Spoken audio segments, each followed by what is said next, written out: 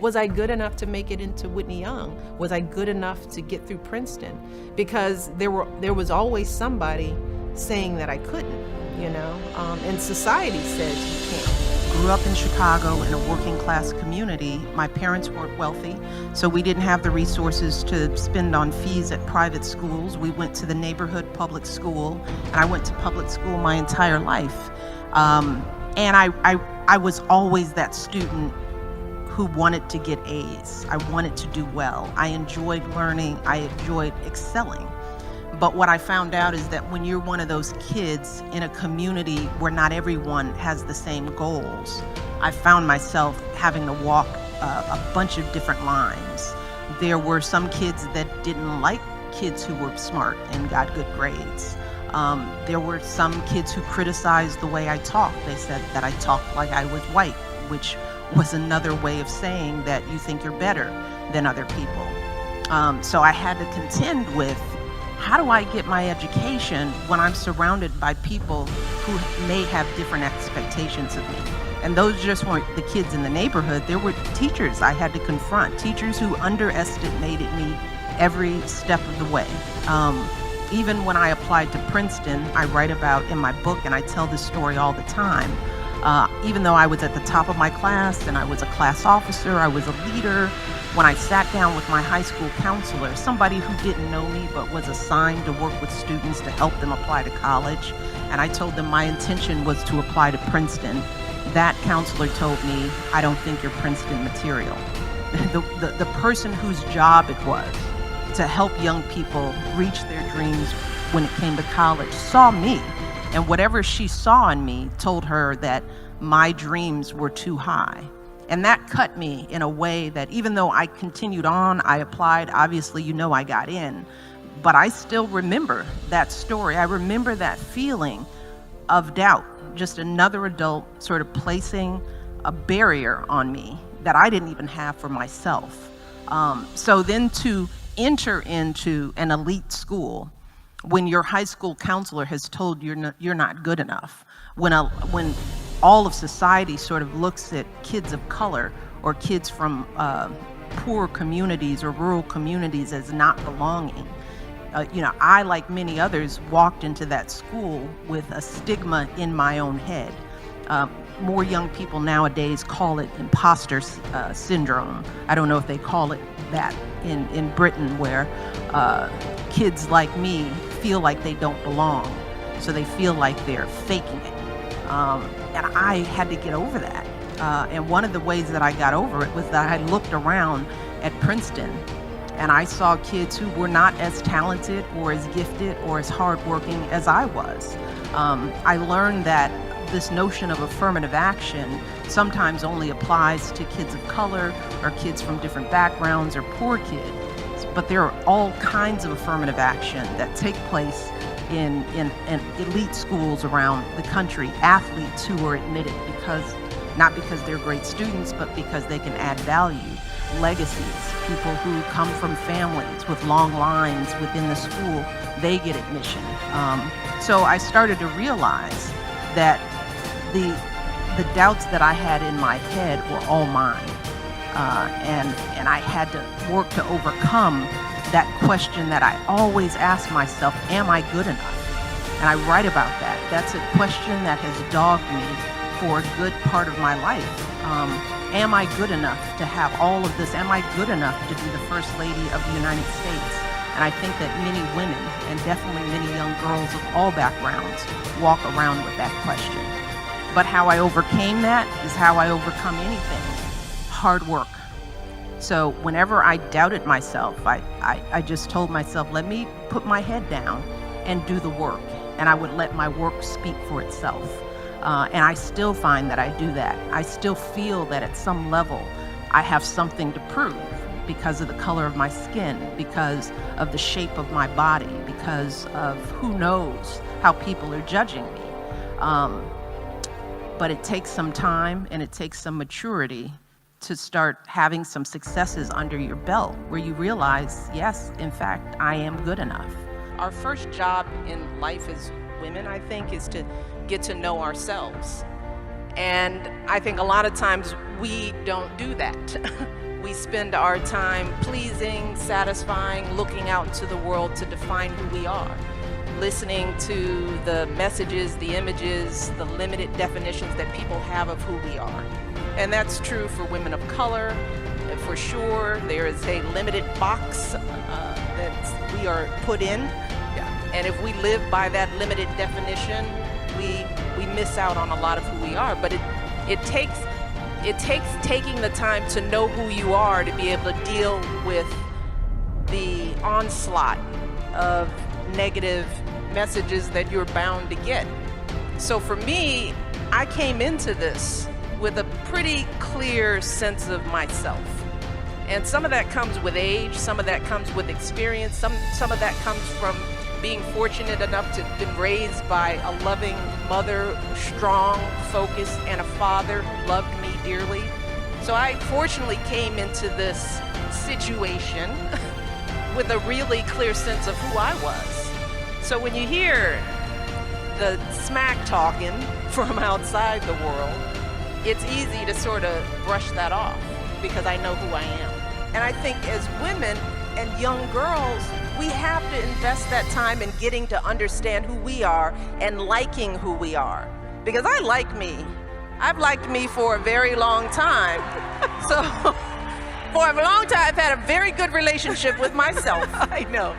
And we all like ourselves in here, but you gotta work to get to that place. And if you're going out into the world as a professional and you don't know who you are, you don't know what you want, you don't know how much you're worth, then you have to be brave. And then you have to, you have to count on the kindness and goodness of others to bestow that goodness on you when you should be working to get it on your own because you deserve it. I think it's different for everyone. And I can't say that I've loved myself for a long time, but there was a journey to get there. And some of it starts as a young girl when you confront your first bully, the first time somebody calls you out your name, as we would say. The first disappointments and failures that you have, how do you deal with that? What support systems do you set up for yourself? I always tell young girls, surround yourself with goodness. I learned early on how to, get the haters out of my life, You gotta just sort of surround yourself with people who uplift you, who hold you up. And for whatever reason, I was lucky I had people like that. I had parents who held me up. Yeah. I had a father I think people that who have good valued. parents are, Right. they come into the world with a strength, yes, and an advantage. And Yeah. that was an advantage. But if you don't have that parent, that mother, that father, then you gotta find it. You gotta find those people because they're out there. I tell my mentees there is somebody out there who loves you and who is waiting to love you. And you just have to find them, and that means you have to make room for them. And if you're surrounded by a bunch of low-life folks who aren't supporting you, then there is no room for the people. This imposter syndrome, does everybody know what we're talking about when we say imposter? It's like, I don't really know that term. Well, particularly for minorities, there's this feeling like because you've been told that you're not good enough, that when you're in a room, you're wondering, well, how did I get here if I've been told I'm not good enough? Women feel it oftentimes because society says you shouldn't be doing that, right?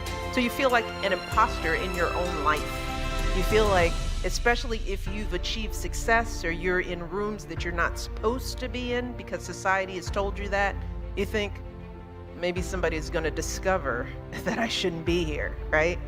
That's imposter syndrome. Does that make sense? It sure does. So what I tell people is, okay, and all I can do is tell you this because imposter syndrome it's a thing in your head.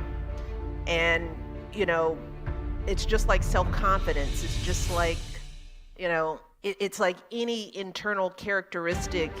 Much of it is what you practice telling yourself, and if you've heard that you're not good enough, that's what you're practicing. I'm just here to tell you it is not true. You wouldn't be here, you wouldn't be doing what you're doing if you didn't belong here. And I also have the advantage of, and I say this not with any level of arrogance or lack of humility, but I have been at so many powerful tables now, right? I've been at I've worked in every sector. I've been a lawyer at a big law firm. I've worked in an academic university, been associate dean. I've been the vice president in community development at a hospital. I've been, I run a nonprofit organization. I worked in the government. I worked with the mayor in the city of Chicago. I worked in the Department of Planning and Development. I was First Lady of the United States of America. I've seen these seats. I've served on corporate boards. I've done it, not all, but I've done a lot. And I'm just telling you, there are a lot of people who don't belong there. And every table, I thought it was me. And after a little bit, I'm like, nope, it's him.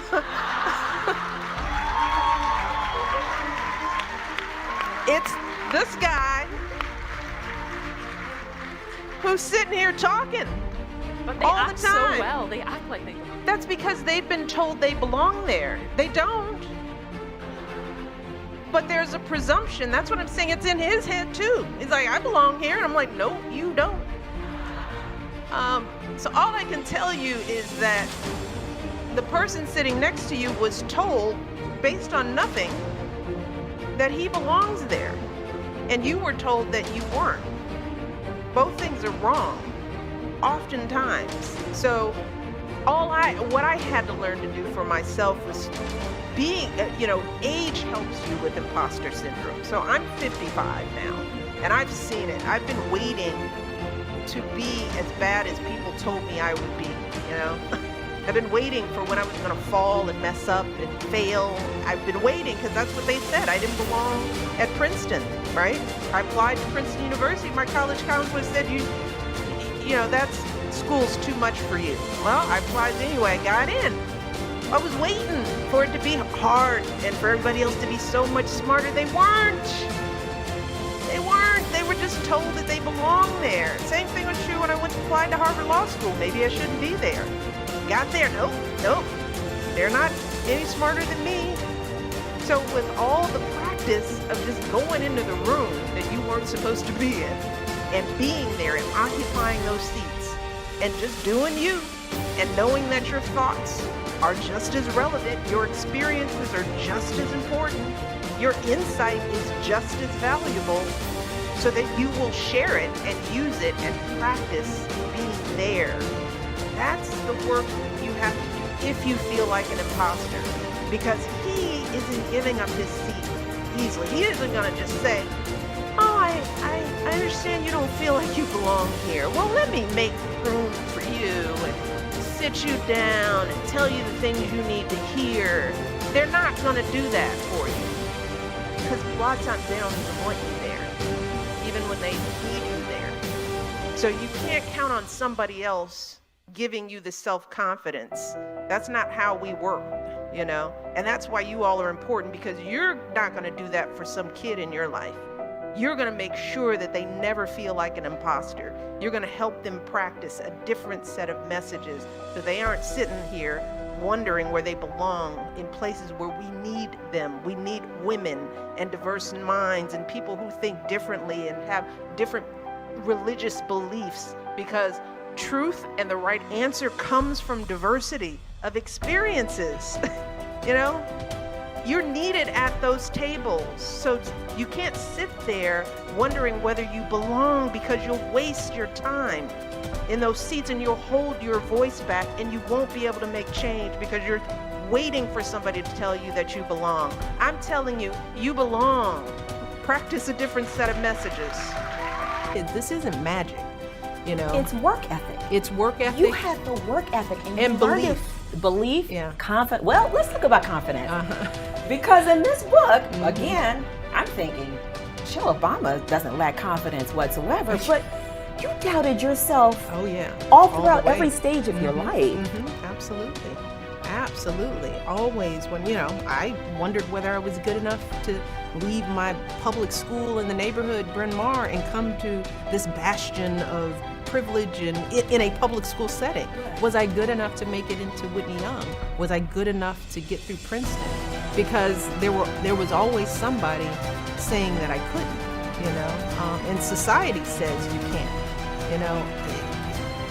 I had a roommate at Princeton that I write about, that unbeknownst to me, she didn't think I belonged, didn't even want to live with me, and she moved out. I didn't even know that. I bet you she regret it now. Well, she did. But there's also a point of growth for her, you know, and I knew about it because her mother wrote a letter about it. I can't remember where she wrote it, but she talked about it as a point of growth. So yes, there's so many times in my life where somebody plants a seed. What I say, failure is a feeling before it's an actual result. I think it's page 66 because I wrote it down. I love that. Yeah. And I think so many kids need to hear that and read that. How do you? Well, not just kids, but adults. True. Because a lot of times it's the adults who plant that seed, right? And that's why we have to be careful how we talk to kids, you know, how we step on their hopes. Parents, we need to understand that it doesn't take much to plant that seed of doubt in somebody's mind. So, you know, that's not just a message to kids, that's a message to us as the nurturers, as the adults in the room, to understand that it is easy to hold a kid down with the slightest suggestion that they can't.